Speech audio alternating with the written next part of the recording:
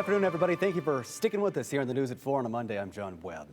A man who was shot during the Twin Falls In-N-Out mass shooting earlier this month is now back home recovering. KTVB's Christian Lopez spoke with him today to see how he's feeling in a little over 2 weeks since he was injured, huh, Christian? Yeah, you may remember that we talked to Stephen Pixley's family when he was in the hospital. He was on a motorcycle when he was shot in the arm. Today we're hearing from him. He says he's finally back home getting some much needed rest, but he still has a long road of recovery ahead of him.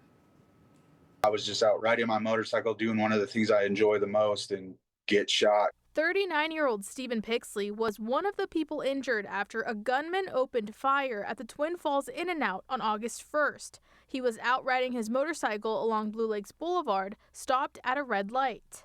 It turned green, and I started to drive, and that's when I heard the shot, and then my arm went dead, and I looked down, and I can see all the blood and the bones all over the place, and I knew I got shot. Stephen says he didn't even realize the extent of what had happened until he arrived at the hospital when doctors told him he had been the victim of a mass shooting.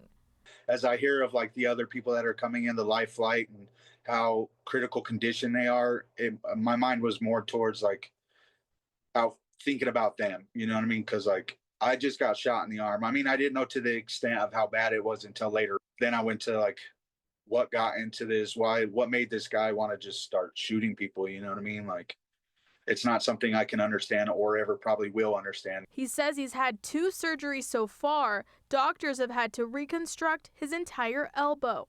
So that's why I have the nerve damage in my fingers, because my nerves, all the nerves run up through your arms and stuff. But I had a plate put on the top part of my arm, and then another plate on the bottom arm, and then sleeves to connect it to the elbow, and then a whole bunch of screws.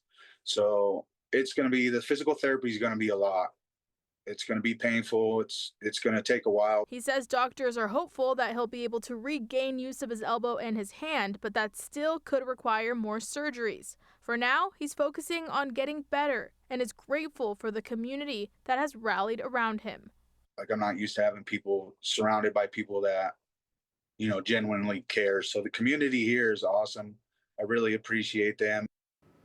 And he works for a local agricultural company and says his job has been really great, allowing him time to heal. So he's hopeful that he'll be able to go back to work, at least doing just some light duty stuff for now. John?